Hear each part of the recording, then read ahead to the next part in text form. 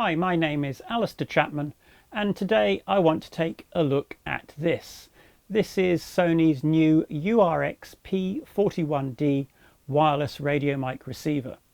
Now, the UWP-D series of radio mics have been around now for quite some time, and I have the previous generation URX P43D dual channel receiver, and I find that to be an incredibly useful piece of equipment, because one of its key features is the ability to attach it to the Sony MI shoe on many of their camcorders to give you two channels of audio in via the MI shoe, leaving the XLR inputs free for two other microphones. Now, this new receiver, the URX P41D, is a hybrid digital and analog receiver. So what does that mean? Well, the transmission between the belt pack transmitter, and this is one of the new second generation UWP-D belt pack transmitters. The transmission takes place with ordinary analog FM.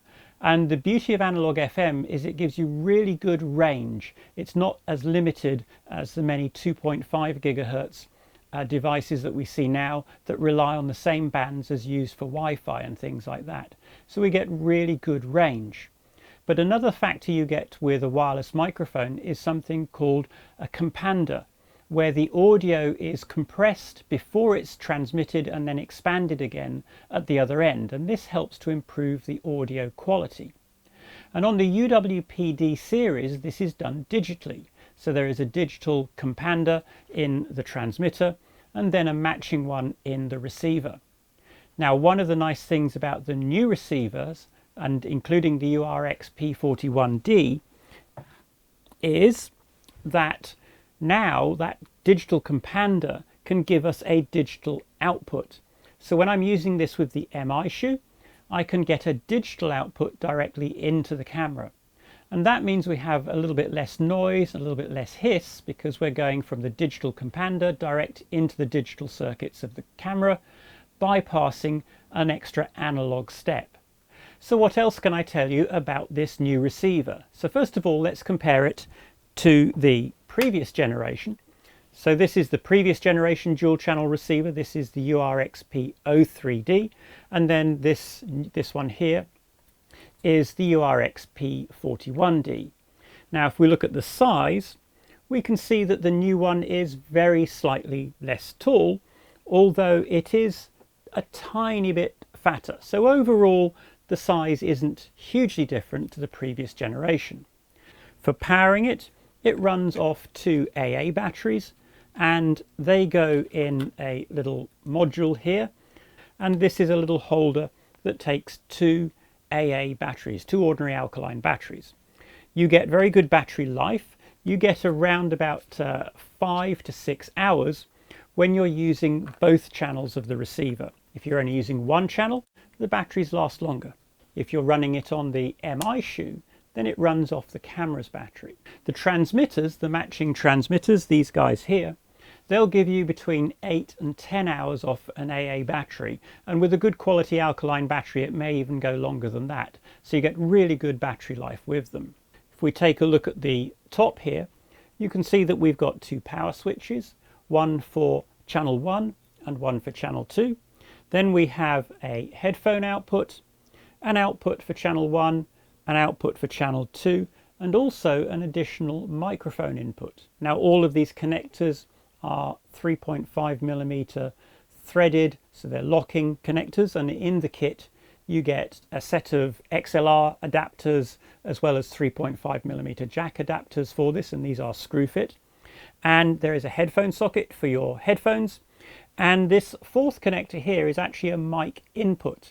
And you can connect an additional microphone to this, so this would be the third microphone, and this is then mixed with the other two channels. Now, it does mean that potentially you can get 5 channels of audio, or 5 microphones at least, into your cameras.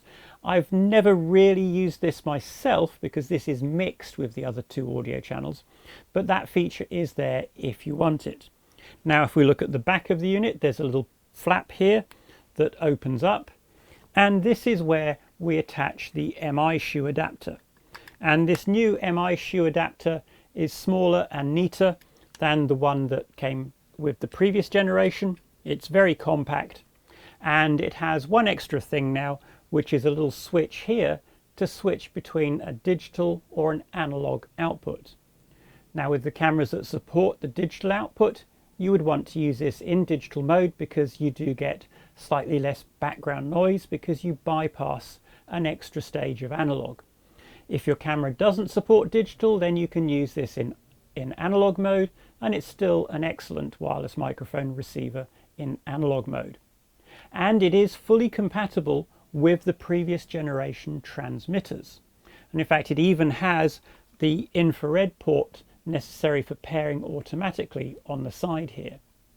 But one of the nice features about this second generation receiver is it uses NFC for pairing. So let's see how that works. So we do it by pressing the NFC sync button and holding NFC sync. Then the receiver will start scanning for a clear frequency. Now, this takes about a minute. It does take a little while because there's a lot of frequencies for it to go through, and it will check which frequencies are in use and which frequencies are not.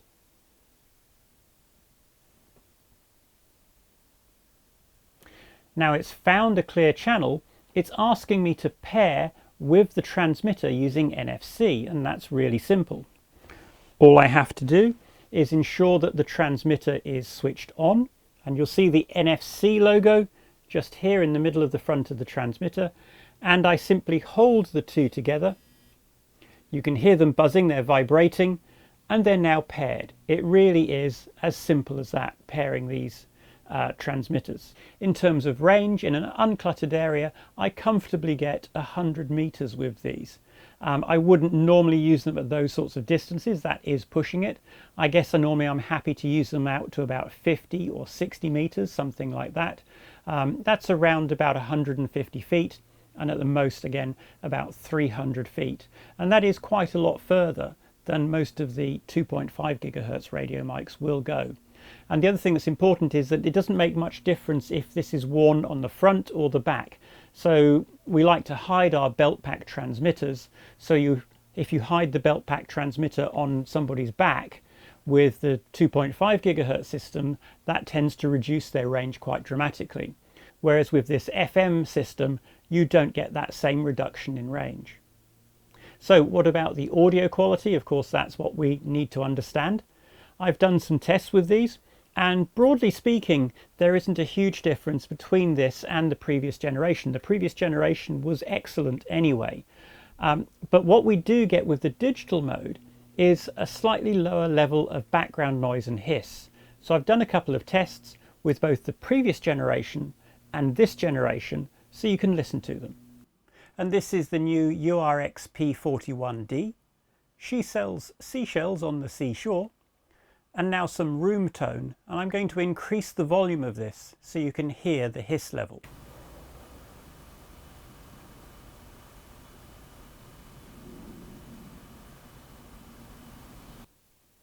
And this is the previous generation URX P43D. She sells seashells on the seashore. And now some room tone, and again I'm going to raise the level so you can hear the background noise.